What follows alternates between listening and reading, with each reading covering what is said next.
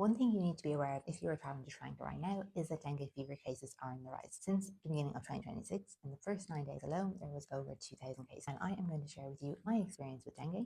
So welcome to part one. You might want to grab a cup of tea and I will try not to keep it too long. As I'm sure most people are aware of, you get dengue fever from a mosquito bite. It is no ordinary bite. And this is how I was able to pinpoint the exact moment I got bitten by the fateful mosquito that gave me dengue fever. When you get bitten by a normal mosquito, most people get like a lump straight away, a rash, and an itch. And you think, oh, I've been bitten by a mosquito. When you get bitten by a dengue mosquito, you don't get symptoms until 24 to 48 hours later. I am usually very diligent with putting bug spray on. On the day in question, it was a Monday. I had just got a pedicure, came out of the nail salon, literally 2 minutes out the door, hadn't resprayed my bug spray. It was always in my bag, hadn't reapplied it, and a mosquito landed on my foot and bit me. And I smacked the mosquito and there was like a bit of blood, wiped away with a tissue, looked at my foot and there was no bite mark, no lump, no rash, no itch, nothing. Straight away I thought, this isn't good. So I brushed it off until the Wednesday when I woke up with a headache, which I just put into stress. But as the day went on, I started having other symptoms. I had like a bit of a fever and lost appetite. I just thought, okay, maybe I'm run down. It's nothing too serious. I did go to the pharmacy, told them my symptoms, and they did suggest I see the doctor. But I still at this point was like, nope, it's just stress. Just give me something for like my headache. And I already had paracetamol with me anyway, but they gave me like paracetamol codeine and told me to take 2 and see how I am the next day or 2. And if it doesn't get any better, to come straight back to them. I went about my day, went out for dinner. When I went out for dinner, I started to feel even worse. My fever was going through the roof. The headache was getting worse. I had zero appetite.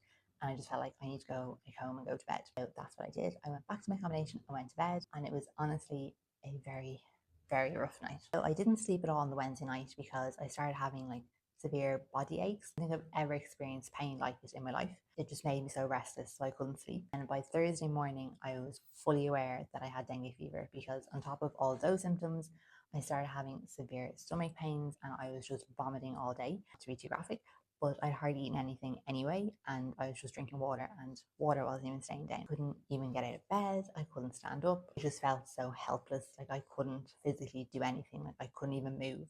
Open my eyes because the headache was so severe. Fever was like through the roof, and I just honestly felt awful. I took the paracetamol the pharmacy gave me, hoping that would help the symptoms a little bit. At this point, like I couldn't even stand up without feeling dizzy to go and actually see a doctor, and I was on my own as well, so it was quite scary. And I just thought, if I drink water, take my electrolytes, take the paracetamol, like I'd be fine in a few days. So by Thursday night, I felt like the paracetamol was helping a little bit, and I did sleep a bit on the Thursday. I woke up on Friday morning, felt better than I did on Thursday. Like I didn't feel as rough. I was able to have a cold shower and kind of stand up without feeling dizzy. I thought, okay, maybe all I need is just to keep taking paracetamol and electrolytes and I'll be fine. I knew I should still go to the doctor in case like I need an antibiotic. So I dragged myself to the doctor, told them I thought I had dengue, asked for all my symptoms, which of course all the symptoms I had were dengue symptoms. She said she would do my bloods and put me on a drip just to see if it would help me feel a bit better. By this point, I was feeling better than I felt on the Thursday. This is what happens with dengue. You think you're feeling better, and then suddenly it goes downhill very, very quick. So after the drip, the doctor suggested I go straight to the hospital because I'm on my own, and she didn't want me going back to my accommodation if there was nobody to keep an eye on me, just in case anything happened. And said I'll go back until my bloods come through, and then if my bloods are really bad, I'll go to the hospital. But I'd rather just take the medication and just sleep in like a comfy bed. So I went back and I was only in my accommodation a few hours when I got a text message saying my blood count came back and it was very, very low.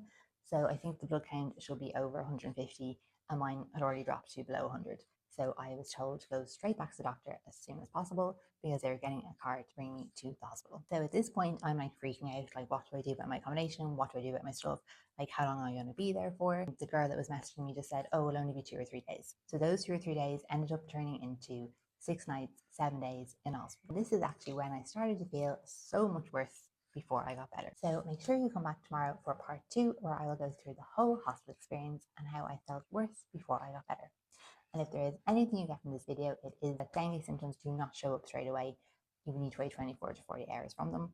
And please, please, please make sure you use bug spray. Be vigilant with it because you're not going to just get dengue from a mosquito in a jungle. I got in a city, you can literally get it anywhere. And also make sure you do get travel insurance because I honestly don't know how I would have paid for a week in a hospital without it. Do use safety wing, and I found them to be so helpful throughout this whole process. If you found this video helpful, please let me know in the comments below, and I will see you all for part 2.